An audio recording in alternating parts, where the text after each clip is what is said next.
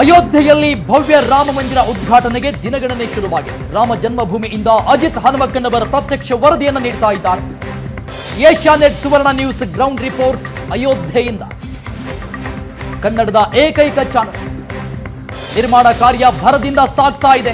ಜನವರಿ 22ಕ್ಕೆ ಉದ್ಘಾಟನೆಗೆ ರಾಮ ಮಂದಿರ ಭವ್ಯವಾಗಿ ನಿರ್ಮಾಣಗೊಳ್ತಾ ಇದೆ. 3 ಮಹಡಿಯ ಸುಂದರ ರಾಮ ಮಂದಿರ ನಿರ್ಮಾಣವಾಗ್ತಾ ಇದೆ. ರಾಮ ಮಂದಿರ ಅಡಿಪಾಯಕ್ಕೆ ಕರ್ನಾಟಕದ 17,000 ಕಲ್ಲುಗಳನ್ನ ಬಳಕೆ ಮಾಡಲಾಗಿದೆ. ಕನ್ನಡಿಗರಿಗೆ ಹೆಮ್ಮೆಯ ವಿಷಯ.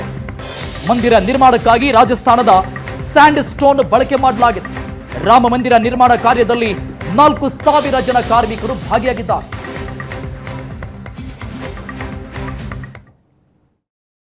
ಏಷ್ಯಾನೆಟ್ ಸುವರ್ಣ ನ್ಯೂಸ್ ಅಯೋಧ್ಯೆಯ ಭವ್ಯ ರಾಮ ಮಂದಿರದ ಆವರಣದಲ್ಲಿದೆ. ಜನವರಿ 22ನೇ ತಾರೀಕು ಉದ್ಘಾಟನೆಯಾಗಲಿರುವ 3 ಮಹಡಿಗಳ ಈ ಐತಿಹಾಸಿಕ ರಾಮ ಮಂದಿರ ಏಷ್ಯಾನೆಟ್ ಸುವರ್ಣ ನ್ಯೂಸ್ನ ವೀಕ್ಷಕರಿಗಾಗಿ. ಮೊದಲ ಮಹಡಿ ಸಂಪೂರ್ಣವಾಗಿ ಸಿದ್ಧಗೊಂಡಿದೆ. ಮೇಲಿನ ಮಹಡಿಗಳ ಕಾರ್ಯ ಇನ್ನೂ ನಡೀತಾ ಇದೆ.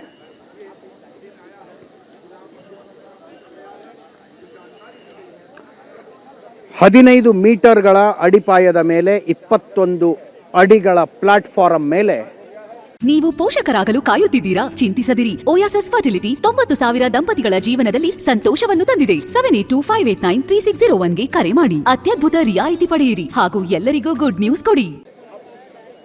ಗ್ರೌಂಡ್ ಫ್ಲೋರ್ ಬರುತ್ತೆ. ಅದರ ಮೇಲೆ ಮೊದಲ ಮಹಡಿ, ಅದರ ಮೇಲೆ 2ನೆಯ ಮಹಡಿ. ಒಟ್ಟು 3 ಮಹಡಿಗಳ ಭವ್ಯ ರಾಮ ಮಂದಿರ.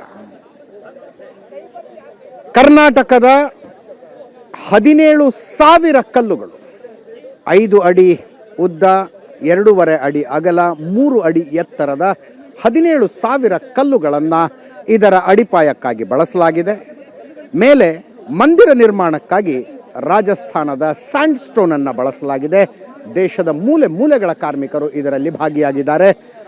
ಒಂದು ಅರ್ಥದಲ್ಲಿ ನನ್ನ ಹಿಂದಿರುವುದು ಒಂದು ಮಂದಿರ ಅಲ್ಲ, ಒಂದು ಕಟ್ಟಡ ಅಲ್ಲ, ಇದು ಭಾರತೀಯತೆಯ ಪುನರುತ್ಥಾನದ ಪ್ರತೀಕ.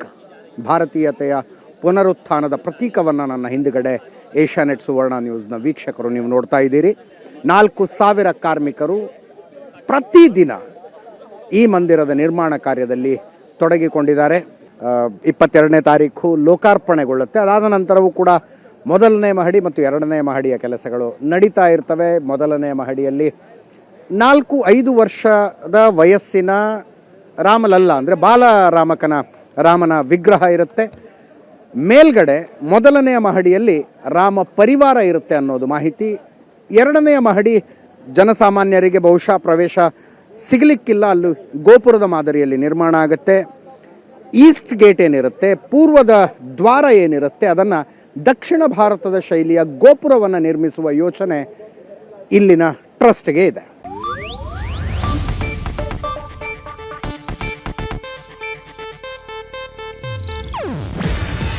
ಇದು ಏಷ್ಯಾನೆಟ್ ನ್ಯೂಸ್ ನೆಟ್ವರ್ಕ್ ಪ್ರಸ್ತುತಿ. ನೀವು ನೋಡ್ತಿದ್ದೀರಾ ಏಷ್ಯಾನೆಟ್ ಸುವರ್ಣ ನ್ಯೂಸ್.